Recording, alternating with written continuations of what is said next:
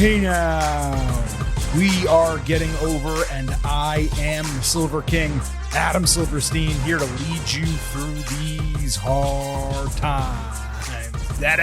With episode 661 of your favorite professional wrestling podcast. That's right, Getting Over is back once again, and you can say in this world it has been an interesting week, but it is Thursday, and you know exactly what that means. We are here to break down everything that happened across NXT and AEW. AEW, of course, is building for Full Gear, and NXT just announced NXT Deadline in early December. So we do have a ton to get to on today's show. We're also taping super late on Thursday, probably the latest we ever have before because the Silver King had a busy day, so we're not wasting any time off the top. Allow me to remind you that the Getting Over Wrestling Podcast is all about Defy. You know the drill. Apple Podcasts, Spotify, leave the 5-star ratings. Apple, if you take extra time, leave a 5-star written review. We'll read it right here on the show. Be sure to subscribe on YouTube at Getting Overcast. Follow on Blue Sky at Getting Over, and follow on Twitter at Getting Overcast. The latter two for episode drops, news, analysis, highlights, and of course, all of the other good stuff. You can send questions and comments for the show, and we will do our best to read them on the air. Don't forget, I happen to love the number 5. and I hope you do as well. $5 a month, $50 for the entire year. You can become an official Getting Overhead. Visit buymeacoffee.com/gettingover. You will get a ton of bonus content, instant reaction audio to all the major TV shows, exclusive news analysis posts, all of that at buymeacoffee.com/gettingover. As I said, we're taping this late. We're going to get right into the action. We're going to start with NXT. We will move over to AEW. And because both NXT and AEW Dynamite legitimately went head-to-head this Wednesday, we will have a full ratings breakdown at the end of the show. There will be timestamps in the episode description. You can jump around if you want, but as always,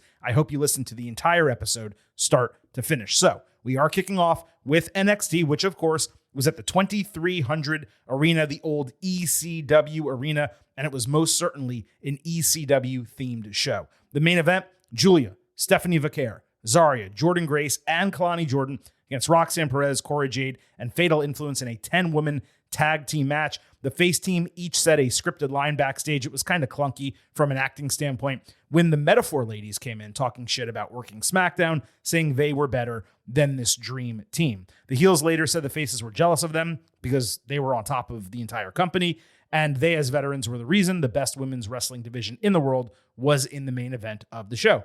Hey, you know what? I'm just glad they put it in the rightful spot. Vaquer did her knee driller, followed by the tandem sequence with Julia 619. Zarya deadlifted Jade into a back suplex, then deadlifted JC Jane into a move that was ultimately broken up. That moved into a 10-way brawl. That ended with Perez being thrown outside into the other heels, and Jordan somehow missing all of them with a top rope moonsault that basically just landed ringside. There was a lot of chaos ringside as the match moved forward. Grace got a hot tag and absolutely murdered Jade with a German suplex. Then she double suplexed Influence and hit a Vader bomb on Jade for the first real false finish of the match. Zarya combined with Jordan for a huge powerbomb. Perez broke the fall with a flying crossbody. Julia hit her spinning Michinoku driver on Roxy. Vaquer delivered a package backbreaker on JC. Lani took out Fallon with an angle slam, but then she took a Pele kick from Jasmine Nix. Jordan took her out with Death Valley driver, only to eat an enziguri from Cora. Metaphor came out, so Julia and Vaquer took them out with high risks ringside. Roxy made herself legal, with none of the opposition seeing as Cora did a swanton bomb outside into a pile of faces. Roxy dodged a spear from Zarya. She accidentally leveled Jordan with that spear, but Zarya avoided Pop Rocks and hit her F5 to beat the champion clean, sending the faces to victory. This was a tremendous main event from an action standpoint. While I wouldn't call Fallon the MVP, her expressions and reactions throughout added a lot of energy to the proceedings. JC also, now that I think about it. Zarya might have actually been the MVP when all was said and done. Her power was super impressive. This was the second of 2 times on the show that a champion got pinned in a tag team match. But in this case, I had less of an issue with it because the ending was completely chaotic and it came with a finisher. That said, unless Zarya is immediately challenging for the title at, let's say, NXT Deadline, more on that in a little bit, they easily could have had Nyx or Jane or Jade even take the fall without any harm. I figured Zarya would start going for the women's North American title. So seeing her beat Roxy like this was a bit surprising, albeit exciting, just given how it transpired, especially after Vicaire pinned Perez at Halloween Havoc previously. So that's twice now that Roxy has lost in tag team competition. Now, maybe it's going to be a triple threat between them. Julia does something else, or they could do a fatal four-way with Julia getting a rematch, Roxy against these three major free agent signees. That would be a great way to excuse a potential title loss. It would also be a good way for Roxy to continue her title reign by beating one of them after the others kind of get involved and like force it to happen, just based on the way the match gets laid out, is what I'm trying to explain. This also succeeded in setting up a rematch between Fallon and Lonnie, because they have been feuding, as well as a tag team match with Julia and Stephanie against the Metaphor Ladies. That's a lot to accomplish inside of 15 minutes, which was the length of this match. Now, while it was a lot of fun, there was a ton of craziness going on. I can't necessarily put it in that excellent tier, but it was a quality main event with some solid spots and a finish that popped the crowd while really showcasing all of the talent in this women's division. 3.75 stars, B+. Great stuff across the board. We asked for the women to main event.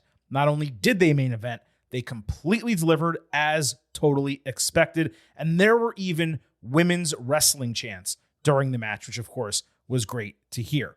By the way, Francine was in the crowd for this match. It looked good, but she's got me saying, hey now! But she didn't do anything.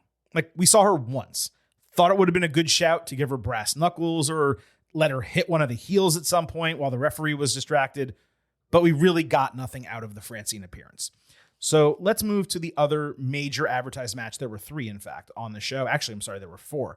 But one of the other three was Trick Williams and Bubba Ray Dudley against Ethan Page and Ridge Holland. The heels cut a promo in front of the Rocky statue, agreeing to put their differences aside, take down the faces, and then focus on the NXT title. Page also stated there would be no tables involved, so obviously we knew a table would end the match or end the segment. This opened hour 2. Bubba took the punishment with Trick getting the hot tag. Holland took bookend. Bubba prevented Ego's edge. Ridge then took trouble in paradise, but he caught a trick shot and countered Williams down into like a cradle pinfall for the shocking 1-2-3. Holland laughed in his face.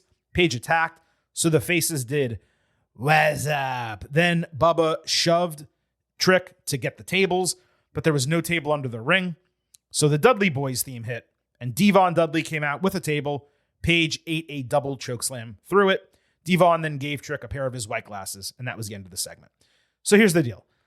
I largely disliked basically all of this. I know the Ridge pinfall was to set up a title match. It's a really shitty way to beat your champion squeaky clean. I'd have much preferred him bumping into Bubba or something, and then Holland catches him in that cradle DDT finisher than just beating him in this manner. And sure, we all knew the post-match was coming, but it was immensely predictable, convoluted, and over-choreographed to the point it looked like WWE was doing a spot for charity or like a spoof even, as opposed to it being something naturally that happened that called back to the nostalgia of this team. The crowd did pop for it.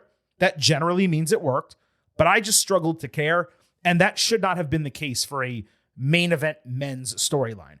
As I've been saying, this men's main event scene in NXT is absolutely dead. DED. And the answer is just at this point not going to come from anyone on the roster right now. They really got to do something significant here. I was also right about Bubba wrestling in NXT being a very bad decision, even if his promos and stuff last week, the ones that sold this match, were solid, and they were. I did have one more issue with this. Bubba 100% should have been wearing his ECW style tie-dye gear instead of the camo from the WWE Dudley Boys. That was a huge miss. If you're going to do an ECW nostalgia show, then actually do the nostalgia. Don't half-ass it with WWE bullshit, right? So I'm sure Bubba has one of those shirts. If not, I'm sure they could have made one. That was super frustrating. But overall, this was one of my least favorite parts of NXT. Lonnie backstage was doing Rob Van Dam's split stretch with RVD watching her and giving her advice. She directed him to Ava's office when Wesley attacked RVD off-screen with a chair, saying he made his choice for him. Given so much of Lonnie's repertoire has really come from RVD, this was a cool moment for her just to get a little rub from one of her inspirations. My hope last week, if you remember, was RVD joining the guys for a triple threat match. What I forgot is the reason he never wrestles in WWE is they refuse to clear him for action. They just won't let him wrestle because he has some type of limited vision issue. So for them, that's a disqualifier. It's why he wrestles in AEW and elsewhere, but he doesn't wrestle in WWE. So the match was, of course, Javon Evans against Wes Lee. Fans chanted asshole at Wes, which got muted at the bell. Javon took a brainbuster on the steel steps, but came back with a crazy high impact top rope hurricanrana and the bouncing heel kick. Evans ate a tight crescent kick and a poison rana, with Wes adding a cardiac kick for a false finish. Apparently, the crowd did not realize that was his finisher because there was pretty much no reaction to the kick out. Commentary told us referees could use discretion since it was the ECW arena, but the ref took a chair out of Wes's hands. Evans came back with a cutter and his double jump cutter, but Wes rolled outside. Lee then dodged Evans on a tope suicida with him flying into and over the announce table. That was a great spot. Wes was about to use the chair when RVD came out. Unfortunately, not to Pantera's walk like he should, but his WWE theme. He dodged a chair shot with Javon hitting a tope, a springboard cutter, and RVD's 5-star frog splash 3/4 of the way across the ring for the win. Now, cameras missed the landing here. That was a good thing because it was way too far and Javon was definitely short. Dude may be bouncy. He ain't that bouncy. The RVD usage, it worked. It was smart simply because it helped excuse the loss for Wes. Javon needed a notable win after getting a string of L's recently. It was a high-quality match, but I have a feeling some of the best parts were completely missed during commercial. It was red hot once it came back from break, but we didn't see any of the highlights of what happened while it was gone. Wes worked hard to put Javon over. Evans looked really good here, also getting a bit of rub from RVD. It was the right match in front of the right crowd to appreciate it. I just wish the referee actually showed some discretion like was claimed, and that never really came into play. 3.75 stars, B+. Lola Vice fought Jada Parker in a hardcore match. This opened the show with Dawn Marie as the special guest referee. First move was Lola doing a spinning back fist on a chair into Jada's face. Then she set up 3 chairs in different locations in the ring, hitting 3 amigos plus a DDT into those chairs. I've never seen someone do that before. It was pretty smart. Parker laid Vice on a ladder between the ropes and jumped off a ladder herself for her teardrop, and that snapped the ladder in half. The crowd went nuts, and I'm sure there were a lot of other people going nuts about that as well. I was up all night. Lola came back with a rear naked choke. They rolled outside the ring, and she got rammed into the steel steps. Jada hit a hip attack onto the ropes and then missed one into the stairs. Lola wrapped a trash can around Jada, hitting 3 roundhouse kicks. Then she used a kendo stick a few times, put the trash can back on, and did a hip attack of her own. Parker took a sidewalk slam into a chair, then rammed Vice into a ladder with another hip attack. Vice locked the choke back in, but Parker grabbed some type of styrofoam painted to look like a brick, shattered it over her face for a 2 count somehow. And then she ran the ropes 3 times and hit Hypnotic for the win. I'd have guessed Vice was getting the dub here, but going with Parker, of course, popped me because that's what I wanted. For some still inexperienced wrestlers, it was a pretty solid hardcore match. Garnered a great reaction from the audience as well. There were some inventive spots, plenty of time in the opening segment given to this match, and an extremely well done finish. Big mistake not going with the brick spot to end it. That was a perfect excused loss for Lola, taking a brick to the face. Okay, you can get pinned after that. It probably could have benefited from a faster pace, but it was like 50 times more hardcore than that bullshit hardcore match that WWE put on SmackDown like 2 years ago. I'm at 3.5 stars and a B, and you may say, Silver King, you're a little bit low. That's just for the quality of wrestling, but for an entertainment standpoint, like taking a look at this match from that angle, it was excellent. And if you're going to watch NXT after listening to this podcast, this absolutely needs to be on your list. D'Angelo family met up with FBI, Nunzio, and Tony Mamaluke, by the way. They were angry he didn't call them back and informed that Adriana Rizzo was going to fight Nikita Lyons next week and that D'Angelo was putting up the North American title against Nunzio on the show. Sean Spears and Brooks Jensen got ignored trying to talk to D'Angelo again, and they just kind of walked away after that. This completely lacked logic, given FBI are not regular characters and have nothing to do with Ava nor any line to her. But given it was a special show, I guess it played okay. I'm not sure FBI were big enough for people to really give a shit. So Tony D'Angelo fought Nunzio for the North American title. Just a couple minutes in, Nunzio hit the Sicilian slice for a false finish. D'Angelo did the Eddie Guerrero spot with a crossbar. Then he caught Nunzio with a spine buster. He crossed himself in the air like he did when he took the Undertaker's last ride all the way back in the day. That was quite a callback. And of course, D'Angelo got the win. They shook hands. They hugged Italian style after the bell. I thought it was easily the worst part of the show.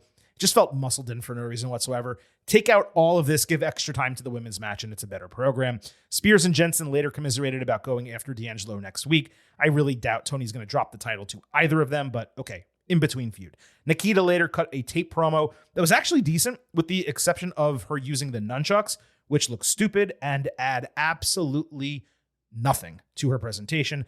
Can't say I'm looking forward to this match at all. Ava hit the ring with Robert Stone and Stevie Turner for a big announcement. She ignored pleas from Eddie Thorpe backstage to talk to her. That was his second attempt trying. The announcement was NXT Deadline on Saturday, December 7th in Minneapolis, with both Iron Survivor Challenge matches on the card. Stone got heel heat, saying New York and Boston fans are more hardcore than Philly fans. Of course, this was random and he had no reason for saying it, but there was a reason for them doing it. The lights went out. Rhino appeared in the ring, gored the shit out of Stone, which of course was a fun surprise. Bit shocked they announced Deadline with only 4 weeks notice and only 3 weeks of ticket sales. I just assumed it was going to be later in the month. It was also odd that they did an in-ring segment here because the Philly fans rightly thought they were going to get a big show. Also, giving the date of an annual show is obviously not a big announcement. So, whatever. Qualifying matches begin next week. I have no idea what they're going to do. I hope Jordan Grace gets included on the women's side, especially if the match winds up missing Julia or Vaquer or Zarya, or maybe even all three of them. It's not that there's a dearth of women to use, but you put Grace in there and ensure that Parker's in the match and Sol Ruka's in there, and you're already off and running. And then you add one or two of Julia, Vaquer, or Zarya, or if you don't have them, you put Lola Vice in there, add one other person. All of a sudden, you have a huge and awesome women's Deadline match, the Iron Survivor Challenge match, which I'll just say one more time, should probably main event that show. Later in the loading dock, Ava said she would be addressing the tag team division next week to determine who for Axiom will be fighting next. Axiom was excited for them to have time to prepare for their next opponent. Nathan Frazier was instead excited to get a week off. Not much to take away from it. It would be nice to get some qualifying matches, though, rather than just another hotshot title announcement. It has been a bit frustrating the way the division has been booked. Tape from last week, Lexis King apologized to William Regal for not using the brass knuckles, saying he just couldn't do it. Regal put him over. He said he proved he's not like his father by making that decision, and then he wished him luck. Charlie Dempsey and his crew came up saying, "Nice try, old man." Regal questioned whether Dempsey was his father's son. He said, "Only time will tell." Regal told them the tag team division is wide open. They should consider that. Fun, little segment here. I like the idea of Regal advising his son, but it not being something regular for TV. And yeah, putting those NQCC guys in a tag team and actually working them in that for a while, that would be a really good decision. Deion Lennox was impressed with Ashanti the Adonis's game backstage. Carmen Petrovic stormed in angry about him being in the crowd with another woman during her match last week. Adonis couldn't remember her name, which made Lennox cringe in the background. Ashanti made the obvious acknowledgement that they aren't even together, so she shouldn't even be upset at him. And he said, "This drama is not worth my time." Those are facts. He's 100% right. Tough to argue. He did give her a happy belated birthday wish, though, and she liked that he knew her birthday as he walked off. Like I said last week, this is very CW, NXT high school drama, love type of angle, but I'm here for it. I'm just curious to find out what's going to come of it down the line. Before moving on from NXT, I just wanted to say, in totality, the presentation from the ECW arena was solid. They used the old ECW theme, which was awesome to kind of kick off the show. They had great visuals around Philadelphia, some cool shots of the arena. A lot of talent were in ECFNW and NXFNT shirts. And I saw them on TV, and it wasn't just talent wearing them. There were some fans at the venue that had them as well. And look, I'm not running to buy wrestling t-shirts these days, but WWE does not have this on their website yet. And that is simply infuriating. I have no idea how they could make this shirt and not sell it publicly. That's a must own if it comes out. Even if you're not a huge fan of NXT, the fact that they did it and made a shirt and it looks good, it's almost identical to my old ECW shirt. I gotta have it. And I just cannot believe that it's not on the WWE shop. So hopefully, fingers crossed, that comes next week. So that wraps up NXT. It was a great show. Probably the second or third best. I would say the third best that we've seen on the CW to this point. They just delivered exactly what was promised. And, you know, would I have loved some bigger ECW names and maybe a little bit more hardcore action? Absolutely. But for a nostalgia pop, yeah, it did work. Moving over to AEW. There was a bunch of stuff that happened involving AEW and New Japan over the last week. We were originally going to cover that on the show, but we simply ran out of time taping it late Thursday. So we're going to circle back to it next week. We also may touch next week on some of the TNA Bound for Glory results because we still haven't covered that. It'll be 2 weeks late, but hey, better late than never. 7 of 17 matches this week were storyline relevant. That's 41%. Way better than usual for AEW. Sometimes they're in the 20s, but still obviously well below the threshold that we're wanting, which is really 66%, but at least between 50 and 66%. I mean, it should be 100%, but, you know, we're flexible. Dynamite, solid overall this week. Certainly a step down from the last show that we praised. Rampage was nothing. Collision was mostly a waste of time. Not completely, but mostly. On Rampage, that's where we'll start. Again, we just go in storyline order, basically. Top Flight and Action Andretti beat the Dark Order in 9 minutes. Silver King, why are you starting with this? I'll explain. Now, this may sound like a stretch. This was one of the most nonsensical bookings in AEW history. Why would you have two jobber babyface trios who have been working together to combat Jon Moxley's crew fight each other? AEW even mentioned this relationship on commentary, but zero reasoning was provided for the match actually happening. They did shake hands after the bell. The gimmick of all this is that Andretti is acting like a heel, but being successful, while Flight are trying to remain babyfaces. And that part of it all is fine. On Collision, Mox cut a promo in the crowd questioning whether Orange Cassidy will even make it to Full Gear with his body and mind intact. He strangely went babyface for a bit, putting over Philadelphia, where the show was located, and Wheeler Yuta, who was from there and went to Villanova, by the way. That angered Andretti, who was also from there. He said he's a real Philly hero. Action's promo was actually decent. He said he wanted to throw hands, so the obvious booking would be Wheeler against Action. They're both Philly guys, they're both there. Instead, Pac attacked him from behind and devastated him, and then the referee started the match because Action was okay with it. Now, despite this low-carder already being beaten down, it went 8 minutes. Pac won with a superplex and a brutalizer. The crowd was literally silent, including when he kept it locked in, with Andretti already totally passed out for like 2 minutes after the bell. Cassidy then appeared in the crowd talking about Yuta sleeping on his couch back in the day. He promised to show Mox that he is not who he claims to be, and he said he would put a stop to him at Full Gear. Mox then demanded Yuta go after Cassidy. When he resisted, Mox smacked him across the face 2 times. Yuta eventually confronted him with a chair. Cassidy put his hands in his pockets. Hey, take a free shot. When Wheeler looked back and was conflicted, Orange stole the chair away and hit Orange Punch, with Mox losing his mind as Cassidy calmly walked up the stairs. I'm not even sure what to say about all of this. It just kind of felt like AEW trying to ham-fist an A angle into a B show. I don't really see how Wheeler is not 100% bought into being a heel at this juncture. He turned on Bryan Danielson and attempted to murder him. He had no hesitation there, but he won't take a free shot at Orange. Maybe what was so difficult about this was the over-reliance on like Philly-related mentions, trying to generate pops and add relevance to the story. Don't get me wrong. None of it was necessarily bad, but I just found myself unaffected by it as a viewer. On Dynamite, Orange and Darby Allin fought the Death Riders. The heels got a new entrance theme to obviously go along with their new name. This was a weak way to debut that name just on a big screen graphic as opposed to establishing it through the promo or something. You know, I'm Mox and blah, blah, blah, and these are my Death Riders. That's just basic. And they didn't even bother doing that. Darby sneak attacked the heels trying to attack on the stage with a leap off the portal.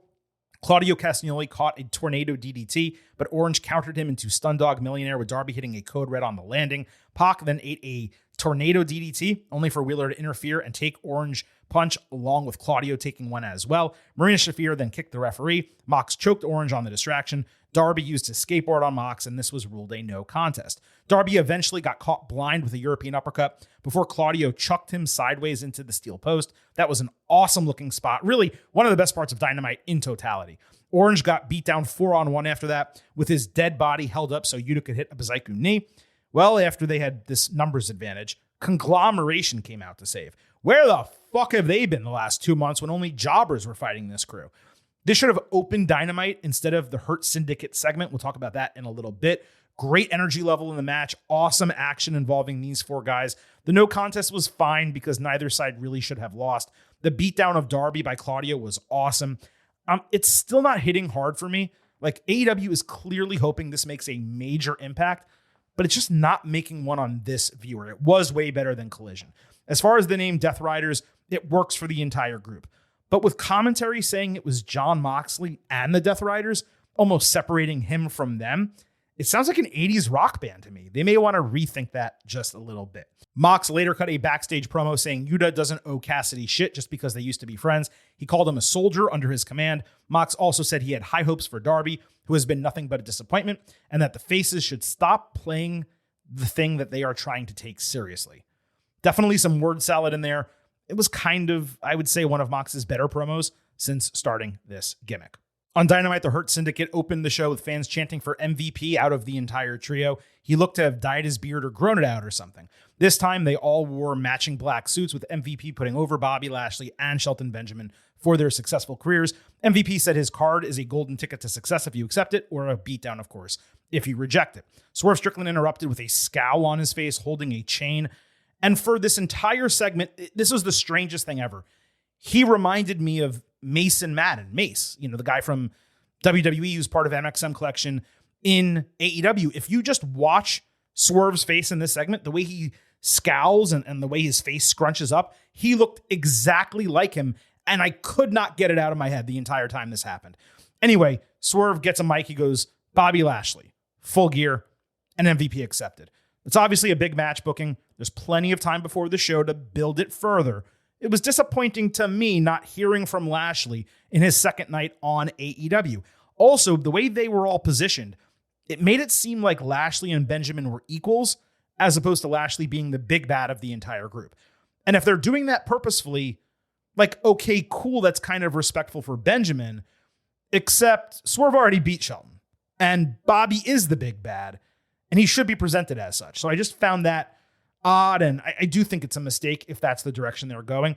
Also, they got a West Side Gun theme for the Hurt Syndicate, and that hit really well, so that was solid. On Rampage, Commander beat Leo Rush in 12 minutes. You may ask, why did a guy who took Ricochet to the limit just days earlier lose to a guy who gets jobbed out constantly? Well, the answer is because he had a bigger match scheduled against Kyle Fletcher for Collision, so it was a build-up as always for AEW, not really thinking about anything else. This absolutely should have been a win for Leo. Closing the loop on Rush, he beat Arya Daivari in 5 minutes on Collision. Why? Who knows? On Collision, we had Fletcher, and he beat Commander in 13 minutes. Fletcher did a great high-impact last ride-style powerbomb for a false finish. Commander countered Tiger Driver into a moonsault, only for Fletcher to stop a Poison Rana in the ring with both guys flipping out of the ring and then completing it ringside.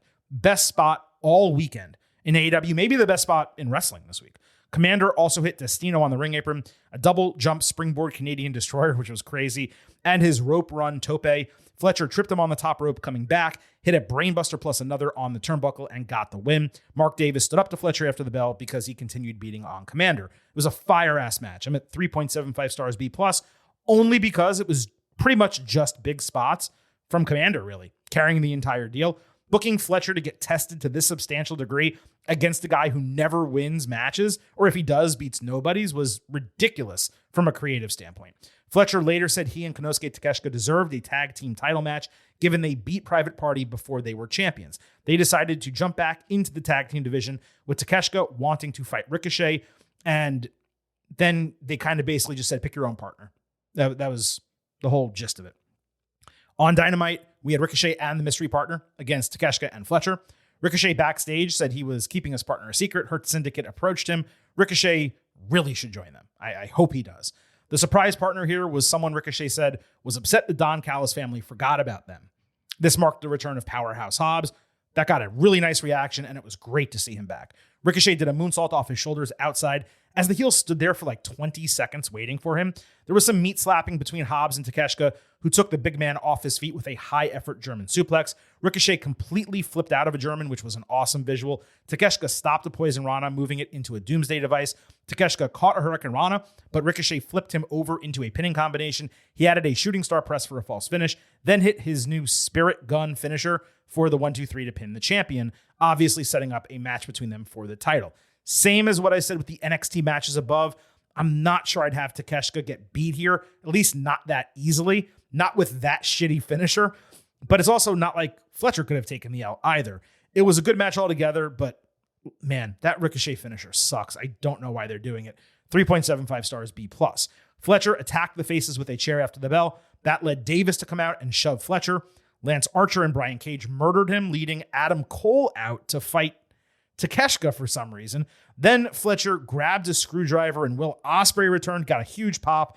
He combined with Davis to take out all 4 guys. So you had Ricochet, Ospreay, Hobbs, Davis, and Cole. 5 dudes fight off these guys, but apparently none of them are willing to put their necks on the line against this existential threat that is the Death Riders. I'm not sure about having Davis as a face when there's basically no runway for him to have success. He could have easily slotted with the Callis family, been a guy people could beat, gotten Fletcher's back while stacking the odds further against Ospreay.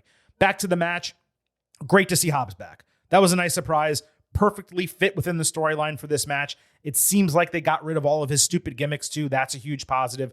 We're getting Cole against Takeshita next week. And man, if they have Cole beat Takeshita, I don't even know what I'll say about that, but we'll come back to Adam Cole in a moment. On Collision, Jack Perry was trying to cut a dramatic promo when Daniel Garcia interrupted, trying to communicate with him differently. Garcia said Perry had been handed everything in life and doesn't understand the grind. Perry basically said he was previously in Garcia's shoes fighting for AEW, and Garcia has no idea what it takes to be ready to hold the TNT title. This was okay. At least it didn't make Perry look like a fool, such as when Garcia shoved him up against the wall and made him look like a child. So it was better in that respect. On Dynamite, there was an extended Kazuchika Okada video package with him being praised by Jim Ross before Excalibur cut a really strange, monotone voiceover going over Okada's tournament success in Japan. This was a preview for the Continental Classic, but no details were provided. I cannot stress to you how monotone Excalibur was in this package. It sounded so strange. It literally sounded just like that. I don't know what they're doing. On Collision, Roderick Strong beat Shane Taylor in 9 minutes for his first win, trying to get to MJF. Strong hit a pump knee for the 3 count, except the referee, I don't even know how to explain this because I've never seen it happen before. He counted 2. It seemed like he was supposed to slam his hand on the canvas for 3, but he didn't. So he did like a pump fake, and then he did hit 3.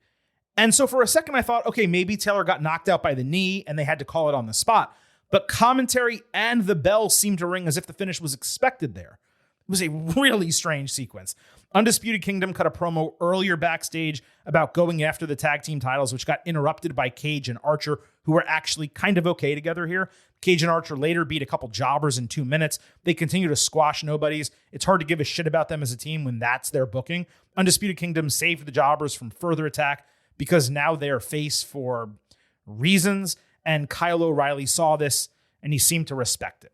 On Dynamite, the Conglomeration fought the Learning Tree in a fight without honor. This was basically just a no DQ match. There were some big table and ladder spots outside early with everyone basically lying dead ringside. There was a ridiculous spot where Mark Briscoe held a powerbomb of Chris Jericho so long just because Tomohiro Ishii couldn't really get Brian Keith up for a superplex. Eventually, they did it at the same time, but it was ridiculous.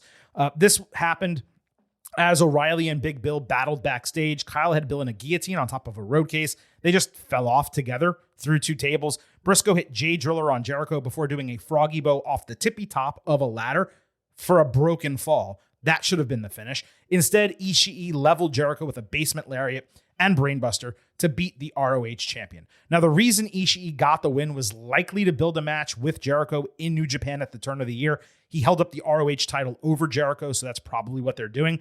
The reason Briscoe should have got the win is because they paralleled the end of the ROH title match with this, And Briscoe lost that, so he should have won it here with Jay Driller. He still wants the title, so why not have that be the end? It was chaotic but fun, even if it was clunky in parts. 3.5 stars and a B. We are definitely entering, though, 2010 WWE territory with this feud where it repeats with different combinations every week, and it just won't end. On Dynamite, Adam Cole fought Malachi Black. There was a promo from Malachi on Collision saying they're becoming relics of their era. He said he wanted Cole to muffle the noises in his head and maybe help him become something new. It was strange motivation for a guy like Black to basically say, I hope you beat me so I can change. What sense does that make, really? But it was Nostradamus-esque, him saying they're relics of their era based on, the match we actually got on TV. Cole hit Panama Sunrise after Black avoided it. Malachi came back with a lifted knee. Cole did a neck breaker over the knee, but got caught trying his finisher with the end for an immediate cover and a false finish. So he kicked out of the end. Seemed like a ridiculous kick out in a non-title TV match, but I guess it played into Black's gimmick of questioning himself. Black lifted Cole for a second attempt, only to eat another Panama Sunrise, 3 total super kicks. Black then sat up and told Cole to finish him, so he dropped the boom for the 1, 2, 3. O'Reilly also watched this match, so okay, he's rejoining his boys, I guess. Cole offered a hand after the bell. Black hugged him tight and then walked out looking back longingly at Cole. This was such an odd segment overall. The crowd was really hot for their entrances and then seemed like it could not give a shit about them during the actual match. There were a few callbacks to the NXT bout, but this was run at like half the speed of that match. I thought it was going to be match of the night. It was only the third best match at the time it aired. Huge disappointment in that respect. Given the finish and the hug, there was speculation coming out, and apparently an erroneous report as well, that Black might be finishing up with AEW. He put those rumors to rest on Thursday. He said on social media that he was staying with AEW. Either way, it was a bad finish to a bad match. What happened to these guys, man? And if that is indeed the case, even with the story about Black possibly changing as a character, it made this finish and hug even odder than they were initially. If Black changes, what about Brody King and Buddy Matthews? They've been an exceedingly strong trio with really no changes needed for them. They just need to be booked well. So why do this? It's super confusing. Maybe it'll work, but I just don't understand what they're doing. Cole did story time after the bell, saying Black was one of the best he's fought in his career. He bragged about having 2 wins and Strong having 1, saying they would both reach the key number of 3 before Full Gear. Cole then related that Tony Khan told him they will fight in a triple threat match against MJF should he and Strong both get to 3 wins. So I guess Cole versus Strong is not going to be the third match because now he's going to fight Takeshita, who got paid off. Well, I'm putting the cart before the horse. Let's get to that in a second. We're going to have to see this play out before deciding whether it's nonsensical. So MJF was fuming watching this in a taped segment at home. He made a phone call saying he needs someone to be paid a visit. This resulted in a random guy handing Don Callis an envelope of cash and also MJF's Dynamite Diamond ring for some reason. Then a voice message from MJF was played saying he wants Callis to take care of a baby problem for him. Now, I get the ask, I get the cash, but why'd he give him the ring? Was it collateral for like the second payment? Or was it to be used against Cole? I don't get what's happening here. They're really just going back to the well with all the typical MJF shit, aren't they? Like, I don't see how this can be the booking for all of these guys. How could they book this and think that this is what people want? This is going to work. That is one big pile of shit. And then you have MJF pay off Callis so that one of his guys obviously will fight Cole. Yet it's Cole initiating the attack on Takeshita, who didn't go after him, but is apparently being paid off to fight him. Sometimes I'm just at a loss. 0.0. On Dynamite, Jay White backstage was beginning a promo on Hangman Page, who immediately attacked him with a brawl out into the arena. White's foot got caught in a barricade, with Page about to kill him with a chair when Juice Robinson ran out and grabbed it. That led to White beating him further and Hangman ultimately retreating. Jay said he would have fun dismantling Hangman at Full Gear, with Page's injured leg being his downfall. To the point that he might even make him tap out. Almost missed that part. Solid as usual between these guys. Not as great as their prior segments. Didn't really advance the story at all. On Collision, the Women's Championship was on the line. Mariah May defending against Anna Jay. AEW took a page from WWE's book, trying to do the arrival shots and promos. but they looked terrible and completely fell flat. There was also a teaser for the return of Mina Shirakawa both after this match and on Dynamite. This appropriately main evented Collision. Jay got Queenslayer in late, but May flipped over for a count to break the fall. Immediately after that, Mariah hung Anna on the top rope and locked her in a rolling pin combination for the win. The fall literally came 20 seconds after she escaped the submission without hitting a finisher or getting any kind of decisive victory. She also feigned a handshake only to diss Anna after the bell. Normally, I wouldn't care much about this. I like when matches end in different ways, but for a reign that has been relatively weak like what May is on right now, she needs to be picking up decisive wins over legitimate competition. Jay was built up enough to be an okay challenger, but for May to only escape with a win against her when she should have beaten her decisively was just silly, and it made this really disappointing. On Collision, speaking of disappointing, Chris Statlander, with really odd eye makeup, cut a promo at Mercedes Moné saying Mercedes is afraid of her and that she needs to prepare to defend the TBS title. Stat is normally a strong promo. This was one of her worst in AEW because she was basically pantomiming while speaking, like she was in a high school drama class trying to emote and express herself through physical movement. You know what that overacting drama Broadway shit is like? That's what she did here. I'm not exaggerating. Go back and watch this with that in mind, and you will see exactly what I mean. There's no excuse for Stat's inconsistent booking and her overall presentation at this point. She's too good. She's big. She's a great wrestler. She can cut promos. She has the entire package, and she's being booked like absolute garbage. Then on Dynamite, Stat learned the title match was official. Her response to this was, quote, "Moné cannot change the fact that I'm going to be the new TBS champion." That was her entire reaction. Then she walked off, and there was this terribly choreographed spot of Camille hitting Stat with a black SUV. And then they panned to them, her and Mercedes, and Moné was angry that her heel heavy hit a babyface with a car. Why would she be angry about that? Doesn't she hate her? Doesn't she not want to defend the title against her? And then despite being hit by a car seconds earlier, Stat gets up, murders Camille, like destroys her. Again, by the way, already beat her in the match in like 5 minutes, and then did a Uranagi of Mercedes into the hood. So she got hit by a car and then beat them 2-on-1. It's nonsensical. That should not be the case with these three women. This is crap! Collision opened with Private Party getting a ceremony in the ring surrounded by other babyfaces. Heels watched from the ramp. They cut a couple really bad promos, then said they would defend the titles against anybody and everybody. So they got right up in FTR's face and held them there, which led to a shoving match. Then the Outrunners calmed tensions, saying AEW is where the best tag teams wrestle. Are you fucking kidding me? God-awful segment from start to finish. It was a terrible way to begin a show.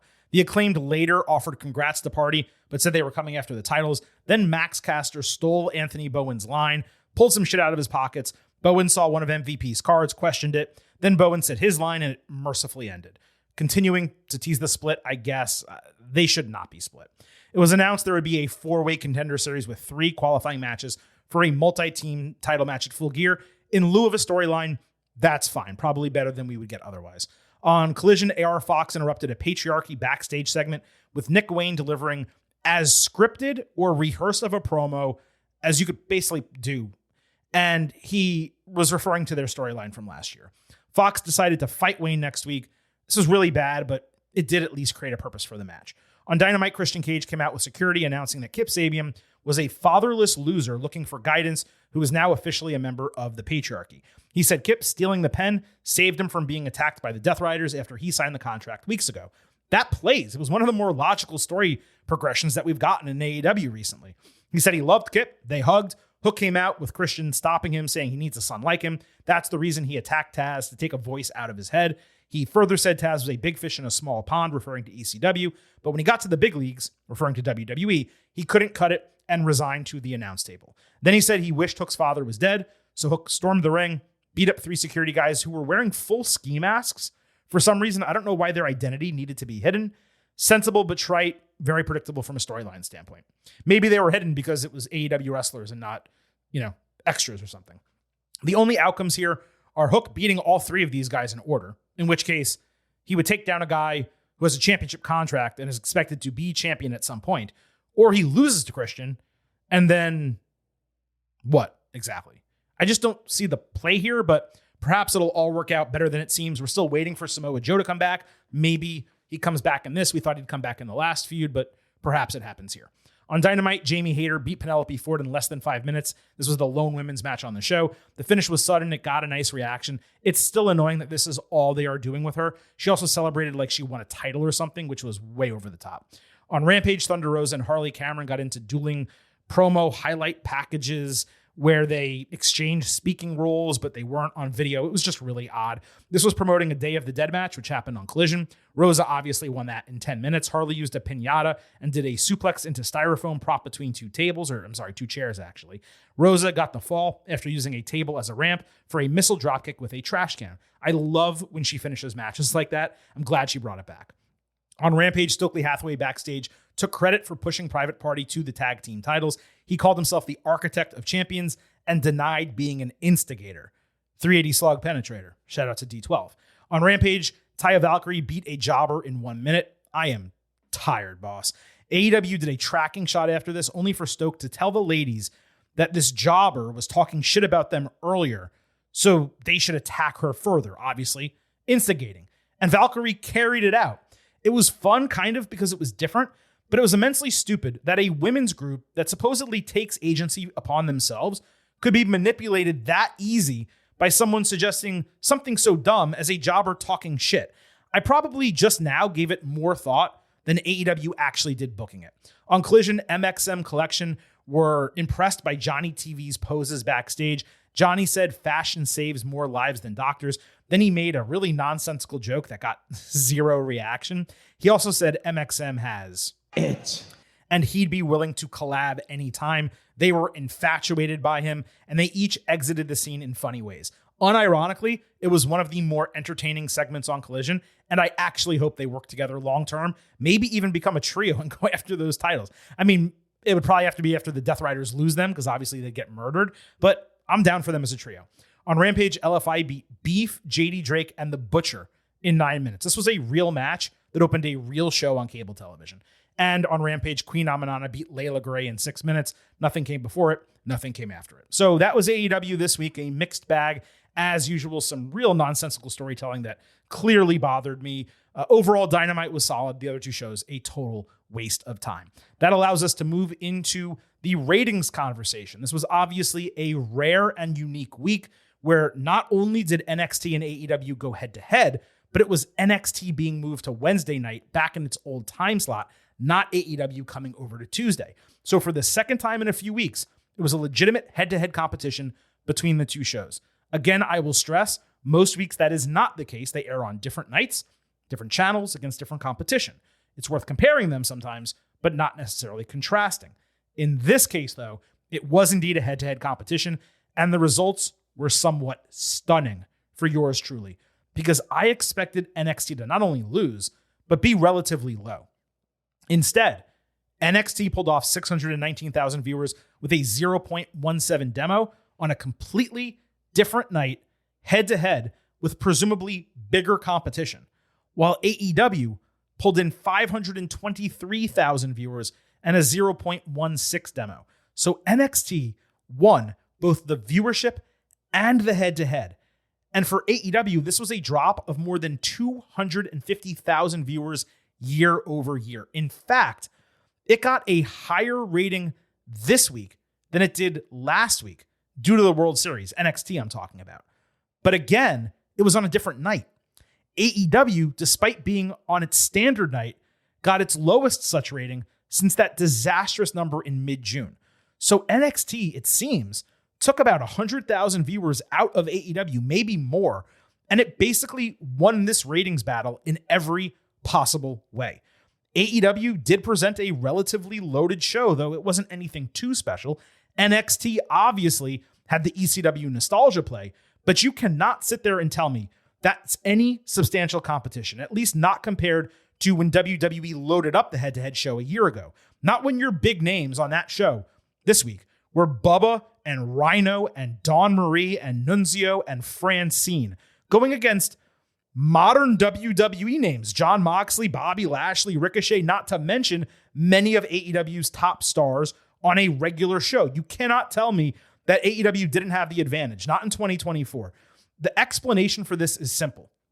NXT is a better booked, more intriguing show. And the main event featuring 10 women was obviously an attraction. If you're AEW, you cannot let NXT basically come into your house and push you around and act like Prince, fuck your couch and all that shit. There can always be a turnaround, and there probably will be for AEW. We say this all the time. But that new Warner Brothers contract looks worse and worse for WBD by the week if they're losing ratings competitions like this. Folks, that wraps up this edition of the Getting Over Wrestling podcast. I told you we were going to go through it fast and furious because it was coming out late, but I thought we still gave you a super comprehensive show. We'll circle back to some of the topics that we missed, of course, next week. Between now and then, we will be back on Tuesday with a WWE episode. On the way out, some quick reminders. First, of course, that the Getting Over Wrestling podcast It's all about Defy. So head over to Apple Podcasts and Spotify, leave a 5-star rating on Apple. Take a little extra time, leave a 5-star written review. If you do, we'll read it live right here on the show. Subscribe on YouTube at Getting Overcast. Follow on Blue Sky at Getting Over, and follow on Twitter at Getting Overcast. The latter two for episode drops, news, analysis, highlights, and all of that good stuff. You can also send in questions and comments for the show. Please also remember, I happen to love the number 5. and I hope you do as well. $5 a month, $50 for the entire year. Suddenly, you're an official Getting Overhead. Visit buymeacoffee.com/getting over. You will get bonus audio, the fastest 5 minutes in professional wrestling for every major TV show, and exclusive news posts on Fridays. Again, buymeacoffee.com/getting over. That's it for today. It is officially time for the Silver King to sign off and leave you with just 3 final words. Bye for now.